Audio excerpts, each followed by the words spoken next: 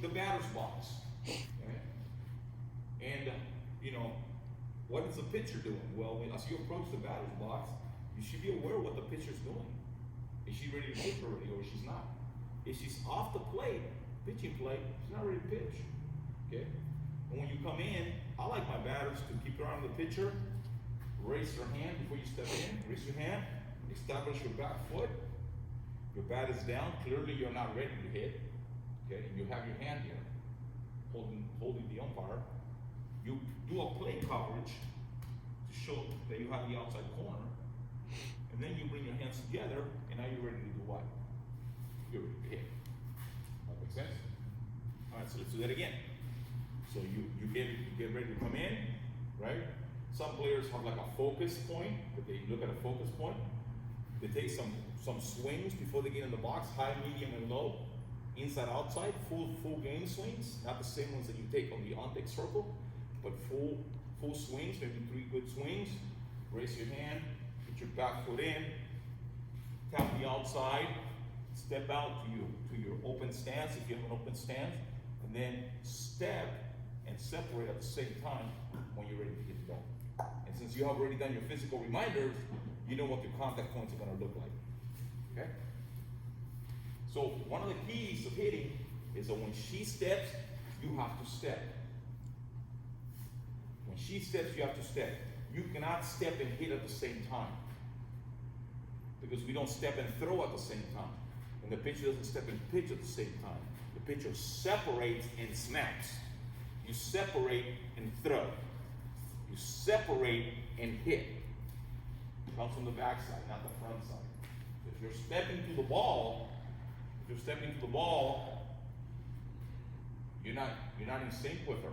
You need to separate with her, and then strike to the ball. Does that make sense? Everybody's working on that. Okay. So now you're in the, that's just very simple, just hitting. That's just hitting. Now we're talking about the game. So in my book of hitting, there are 6 components to the game in all aspects: mechanics, timing, judgment, mental, emotional, and physical. Mechanics, timing, and judgment. Mental, emotional, and physical. Now I haven't heard anybody else talk about hitting and softball, in the game of softball, in that regard. And I've listened to speakers all over the United States. So I could almost take credit for that model. Mechanics, timing, and judgment, mental, emotional, and physical. Now, I'm not naive. Somebody could have already talked about it like that, right? But I haven't heard anybody talk about that. Not only do I use that in softball, but I also use that at work. If it's something that's operational, that involves human performance, I use those components. Because you have to have the proper mechanics when you're using a tool, the proper timing, and the proper judgment. And then you also have you have to be mentally ready, physically ready, and emotionally ready. So ladies, we got mechanics, timing, judgment, mental, emotional, and physical. Okay? And I'm going to try to show you how each one of those constructs, concepts, or idea apply to softball or hitting particularly. Okay? So let's say, okay, that there's nobody on base. Could you guys space out a little more? Let's say that there's nobody on base, right? And Lauren, I give you the squeeze sign. So timing is important, because you don't have all the time in the world to decide what you're going to do. So I'm going to repeat everything again. Let's say there's nobody on base, and I give you the squeeze sign. What are you going to do? Huh? Hit away. Because why would you squeeze when there's nobody on base? You wouldn't, right, Sam? You would, right? So then you have to have judgment into how to apply the sign. The situational awareness, that's mental. You do judgment, and then let's say that there is somebody on third base. How do you squeeze? And when do you show it? When is a concept of timing. So this gives you like a little presentation, okay? So typically, when you're batting and you're not hitting away, what is the most likely sign that a coach could give you other than just hit away? You see? Bunt. The bunt. Alright, so, and I'll give the bunt sign, and here's what typically happens to an inexperienced player.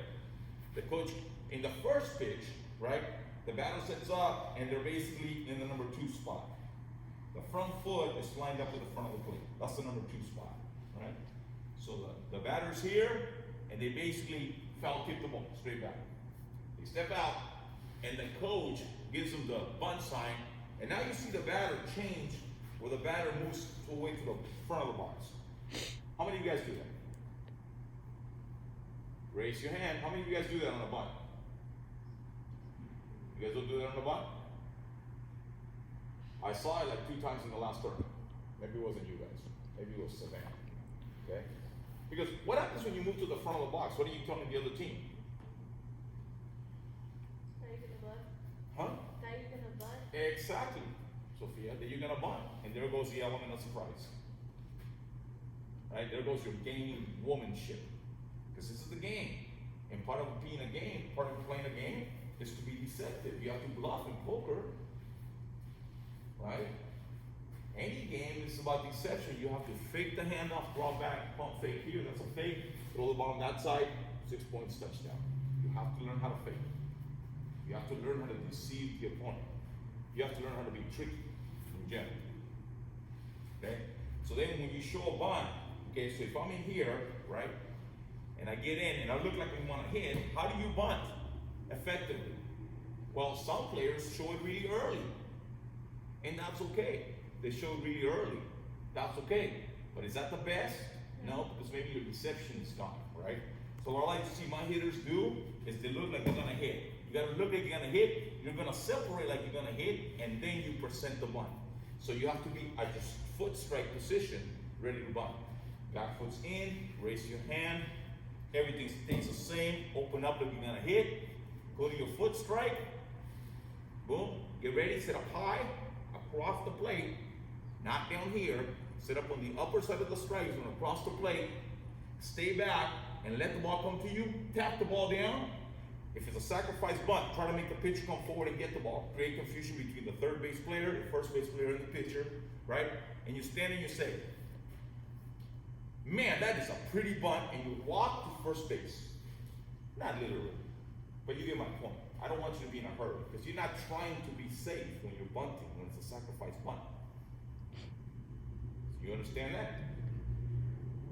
If you do a sacrifice bunt the right way, with a runner on first and second, you sacrifice bunt. What is the desired outcome of our team? Sam?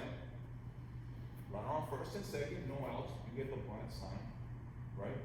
What is the desired outcome? What do we want to see at the end of that sequence? Sam? Second and third, and you're gonna be what? Out, walking to the dugout. And when she enters the dugout, what are we gonna give her? A high five for doing her job. You normally would hit here, maybe a little bit earlier, right? So then you look and you separate, so everything has to happen a little bit earlier than when you hit. But not much earlier. Not much earlier, right? You should be ready to bunt the ball by the time that she steps. Gets ready to release, because when a pitcher, when she does this, when she comes down here, you should be ready with the bat already across. She's across her hip, you got the bat out in front. That concept is a timing concept. Mechanics, timing, judgment, mental, emotional, physical. Mental is knowing what to do. Timing is being on time. Because you can know what to do and still be late. Or you can know what to do and be early, because you don't have your time. And the reason to not be safe? Well, because what happens is when you try to be safe, you get greedy. You get out of the box, you're trying to beat the throw, you don't stay there and see the bunt down. Yep. So you have to see the bunt hit the ground before you leave the box. So then you see players are trying to be in a hurry, and in being in the hurry, right, they don't do their job. They don't do their job, which is to see the bunt down. You have to see the bunt down. And now you know what our sign is for bunt. Do your job. Okay? So that's one of the things that your coach could ask you, the coach could ask you to bunt. So you have to practice that. And what I see is, I see the batters that go in here, go like this, and they just like, they do this, telling everybody that I'm bunting way too early. Everybody can say, what's the bunt, right? I see the hands down here, below the waist. So then when the ball goes up, they go up to the ball, right? Or I see the barrel here, right? Where it's not covering the plate. So the proper position is the barrel over the plate on the upper side of the strike zone, letting the ball hit the bat, touch it down. If you want to kill a bunt out in front, where do you want it to hit the bat? At the end of the bat. When you're doing a sacrifice bunt, command the bunt. Commanding the bunt means that you're here, right? You separate, you get ready, and you command the bunt. You gotta be strong with the bunt. Don't let the ball knock the bat off of you. Get on top and command the bunt. Put it down, make the pitcher come and get it, move your teammates over, you'll be out. You did your job. Your next girl drives in the runs. Okay, so what's the next thing your coach can ask you to do? Big C? Huh? The coach can ask you to fake bunt. Right? So the fake bunt is the same. You gotta get in here, you do the same thing as a bunt. Right? You show it, but the only thing you're gonna do is that as the ball's getting closer, you just pull back.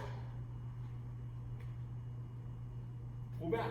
Or pull back in the eyes, pull back, get the bat out of the way, and then the coach gets to see what's going on with the defense. How they're rotating, maybe we're sending the runner, right? Maybe we're desensitizing them to that movement, so they don't jump on the next pitch. You might give a fake bunt and then a bunt. Fake bunt and then a bunt, because then they won't know the difference, right? Here, you guys tell me what I'm gonna do. When I put the bat out in front, you guys tell me what you're gonna do. If you think I'm bunting, raise your hand.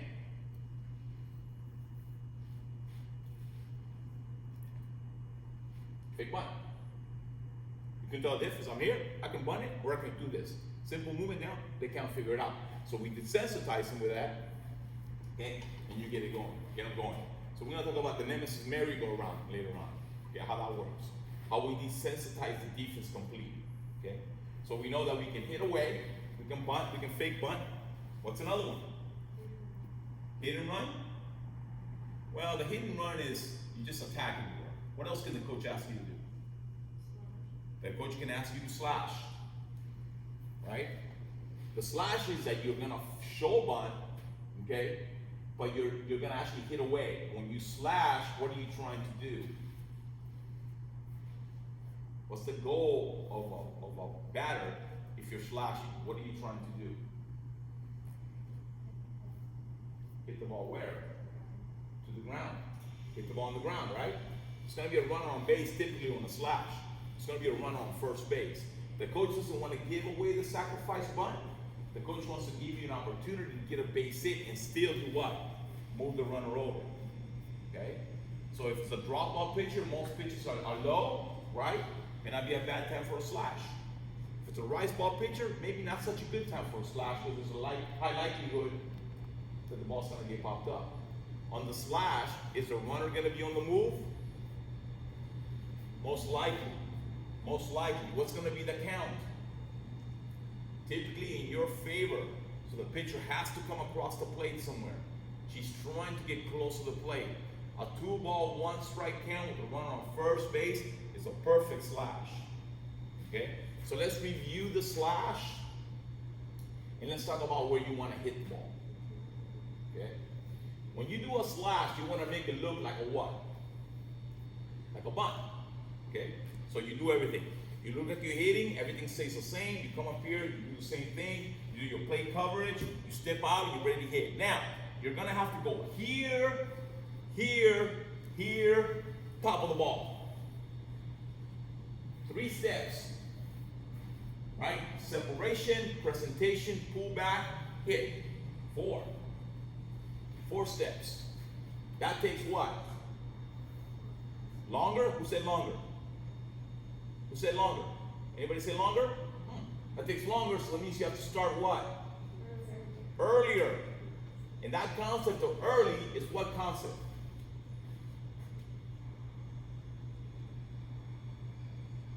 When we use a concept like early and late, what dimension are we talking about? What construct? Timing. So you have to know your timing. That means that when you're doing your slash, you have to start earlier. You want to have the deception concept. You want to have the mental, the gamemanship or game womanship, but you need to start earlier. Okay? So that means that you got to be here, play coverage, get ready to hit, open up, separation, presentation, pull back, top of the ball. Now here comes where the knowledge comes in. The mental, emotional, and knowledge. If there's a runner on first base, where do you want to slash the ball on the ground?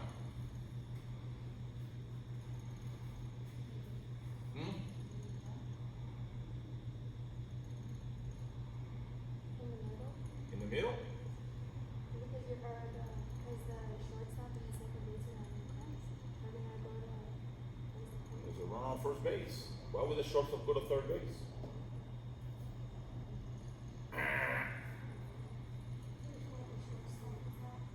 It's called the 5-6 hole. The 5-6 hole. Now the best player that I've coached, I've had three really good players that have been able to do that. One of them is Yoshi, right? And the other two are the Grana sisters, Cassie Grana and Courtney Grana. Runner on first base, right? Runner on first base. I will give them the slash. They knew that they want to poke the ball in the 5-6 hole. So then I will send the runner. The defense yells what? Fun. No. The defense yells going. The shortstop, which automatically goes to second base on a bunt anyways, right? Has more of an incentive to get to second base because of the what? Because of the going message from the rest of the team. She vacates the 5-6 spot. The batter hits the ball on the ground to the left, 5-6 spot, which so happens to be between the center fielder and the left fielder.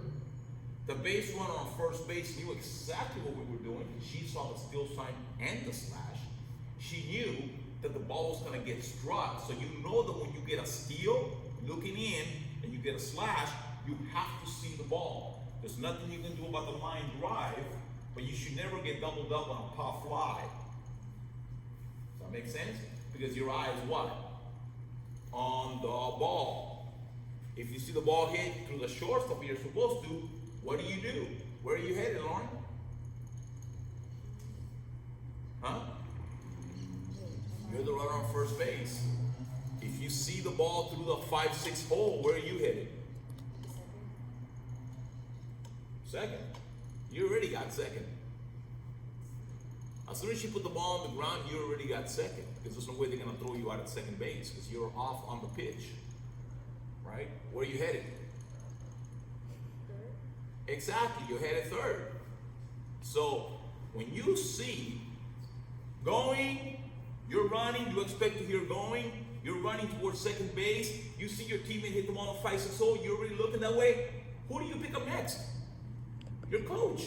You're already looking at the ball going to the 5-6 hole. You're looking in the direction of your third base coach. Your third base coach quietly waves you to third base. You bounce, you hit that bag on the inside, and you head to third base and you get ready for a nasty slide. For a nasty hard slide away from the tag. Nasty slide with that. And the center fielder going to her right and the left fielder going to her left. They got to come up with the ball and try to throw you out of third base. All right? It's the coach's call. If the coaches say stop, they're going to stop you there depending on how well the ball was hit. But if the coach weighs you, then you got to attack third base. Depends on your speed. If there's a play on third base because you got the slash down and you see your teammate hitting third and they're attacking third base, your teammate's going to third base, where should you be heading if you hit the ball? Two.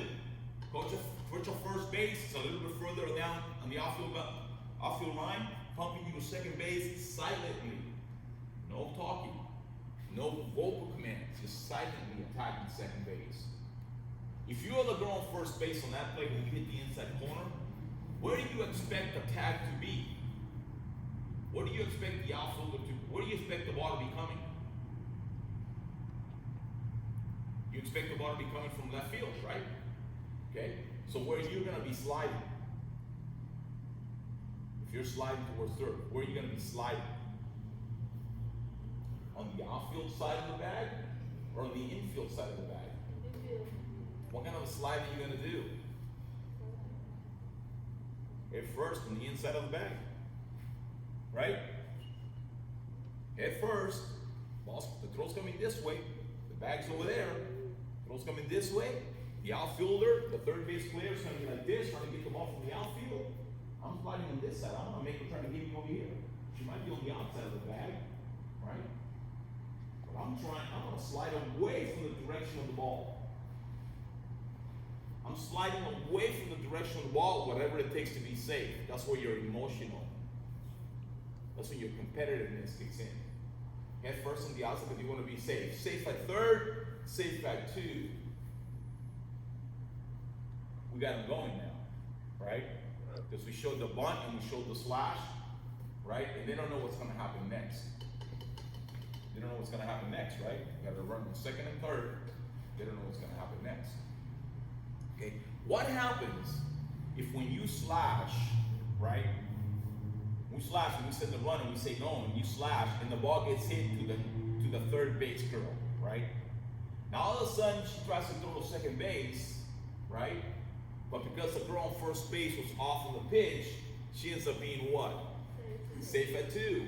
So that's a rule for infielders. If you hear your teammates see you going, there's a ground ball to you, the play's not at two, guys, the play's where? At first. And if you're the first base girl, you have to understand that in that scenario, they can easily go and try to get third base. Because they already got to jump towards second base and you're going to be ready to fire over to third base. Got it? All right?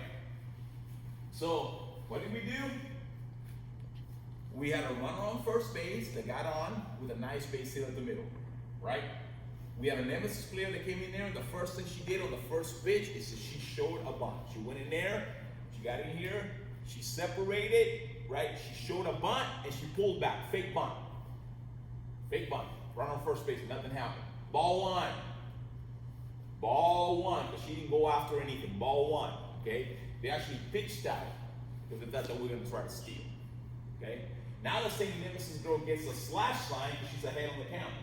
And what she does is she says to herself, 5-6 hole. 5-6 hole. So we got Leanne batting, we got Sophia at first base, got speed. They see the coach give the steal sign, and then you see the coach give the slash sign.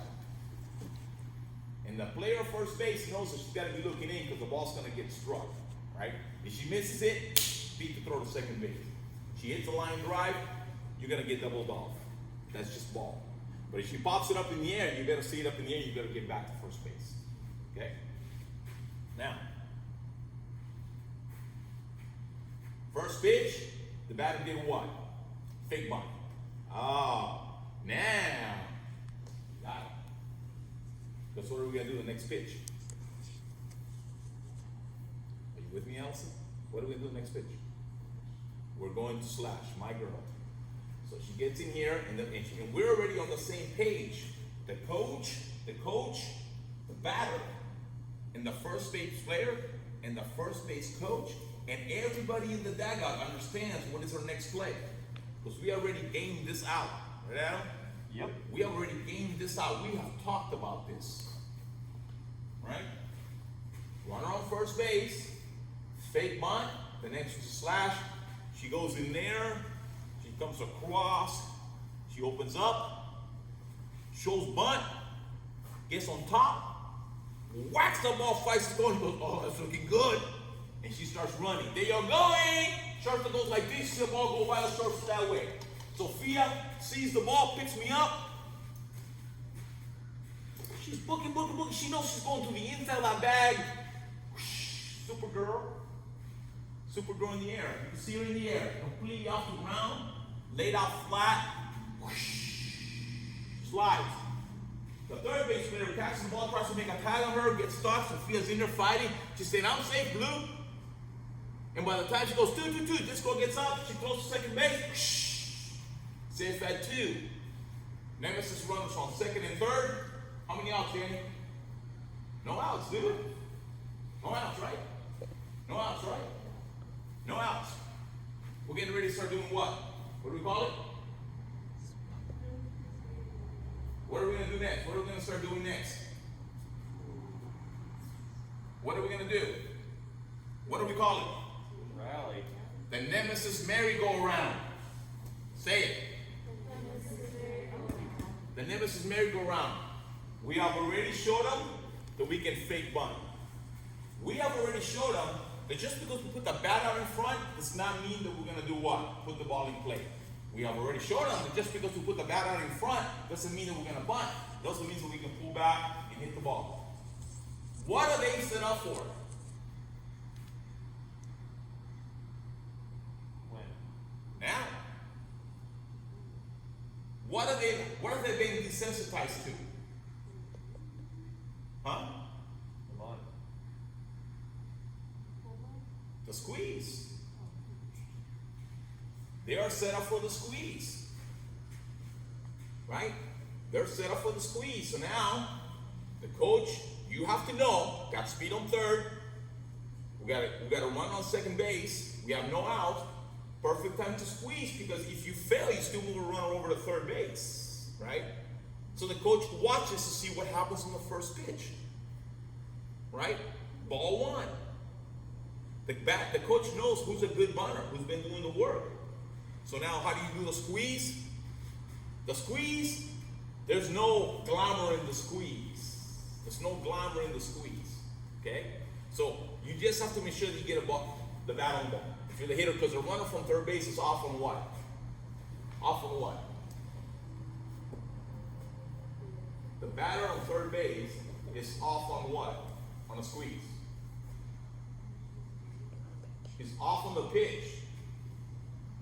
She's off on the pitch, like she's stealing home plate. The runner, the runner on third base is off on the pitch, like a steal. She's not looking to see if the ball is down before I go. She's off. She's expecting the ball to be on the ground. And if the ball gets to the catcher, oh well, we failed. But if the bunt is down, you want to make sure you're safe. Okay? So now the batter goes up there and she gets a squeeze sign. She does everything the same, Danny, because she's got to sell it, right? She does everything. She does a plate cover. She opens up. She separates. She gets ready to hit. She separates. And then, boom, puts the ball in play. No matter where it's at, she's got to attack that ball and try to get it down, right? All right? They get the ball. They go to first. They try to go home. Safe at home. Runner against third base. Safe where? Safe at first. It's starting to look like what? Like a merry-go-round. Like a merry-go-round. Okay? See what happens. Okay? Now, if they're smart, they would just call Charles and get out of that movie, but maybe they're not. Now we're on second and third, right? Now let's say we did fake bunt, we steal. Second and third. What can we do now? We can hit away. We're not going to squeeze again because they're already looking for the squeeze, right? But what we can do is we can do what? We can slash. We can slash because what happens with the runner on second and third, right? Second and third, play coverage, separate, show.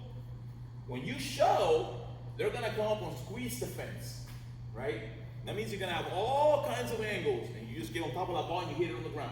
Hit it on the ground, see what happens. Hit it hard. Most of the time, you get that runner from third base in there. And we're right back to where we started. Runner on third, runner on first, and what do we got going? The merry-go-round. But you have to desensitize the teams, and you have to learn how to execute top to bottom. Okay? Push bunts is the next thing that the coach can ask you to do. A push bunt. When you do a push bunt, same thing, right? Everything is the same. Play coverage, open up, come together, separate like you're going to hit, but on a push bunt, you drop back the back foot, and you touch the ball before you go across. Your back foot crosses over the plate in the air, but the contact with the ball with the bat happens before your foot strikes the ground, so it is safe for you to do that.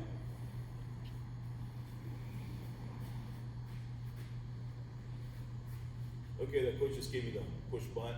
I got it. Hang on, Blue. I'm gonna hit the ball this so hard. You don't know what's gonna happen here. Right? I strike like I'm gonna hit, push back, push, foot's off, I'm down the line. Down the line. Very important that you do this correctly. A lot of young players, they push the ball, but then they take off with the left foot. If you take off with the left foot, this is step one, this is step two. I'm only this far on step two. If you do it correctly, and you separate, and you move this foot back, and you push here, this is step one, this is step two. Now I'm here on step two. The difference between this and this is safer out. So mechanics, the mechanics of what you do is really, really important. So these are the things that you have to master. Not just okay. These are the things that you have to master.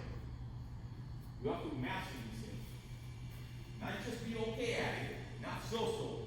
You have to know, how do you bunt? You have to know, how do you fake bunt? You have to bunt, you have to know, how do I slash? How do I push bunt? Okay? Those are 4 things that you have to learn. These are 4 things that our coaching staff has to watch them do on the T stations to make sure that they master it, that they sell it. They sell it, and then they execute on it. And the last thing that a coach can ask you to do, or things that you should be doing on your own, what's the last thing?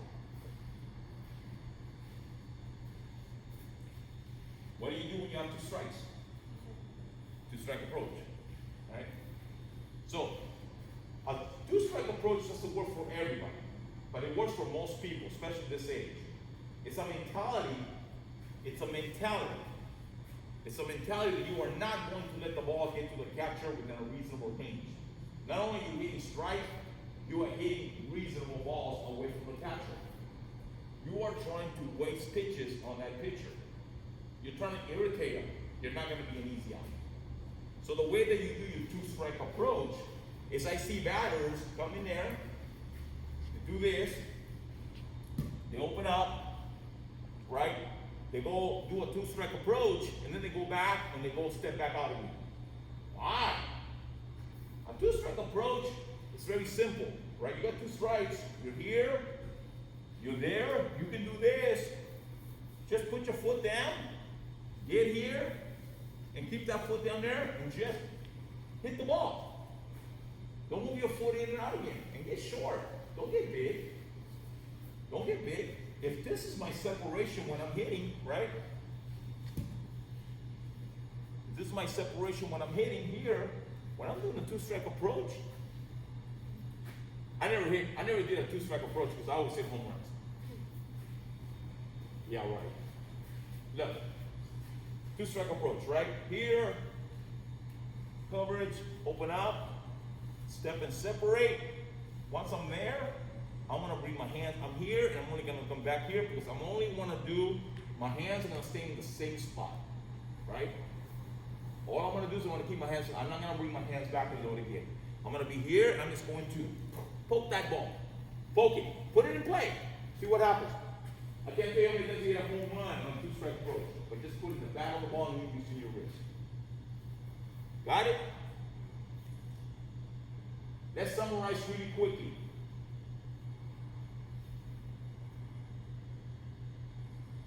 I need like 24 hours for you guys. Okay? Understanding the different approaches you can use at the plate is key to having a successful team. If from top to bottom everyone can execute, you become very difficult to handle. Ultimately, we got to get to the merry-go-round, where we frustrate the other team to the point that they say, just get the out. All of a sudden, that trouble team became a rec ball team. Just get the out, ladies. Just get out of the inning. That game is over. Okay? You have to know how to approach the play. It starts when you're in the dugout, on deck, different contact points. Right? How do you control the situation? How do you let people, how you do your plate coverage, make sure you got it covered, how to separate, okay? You have to know how to bunt, you have to know how to slash, you have to know how to do a fake bunt, you have to know how to do a push bunt, you have to know how to squeeze, and you have to understand your 2-strike approach. And when you're on page 2, that page right there, those are the things you have to practice. When you're at the piece, when you guys are all sitting out here chit-chatting with each other, what you should be doing is going over there and working on those 7 things that you have to master. And the only way you're gonna master them is through repetition. Any questions?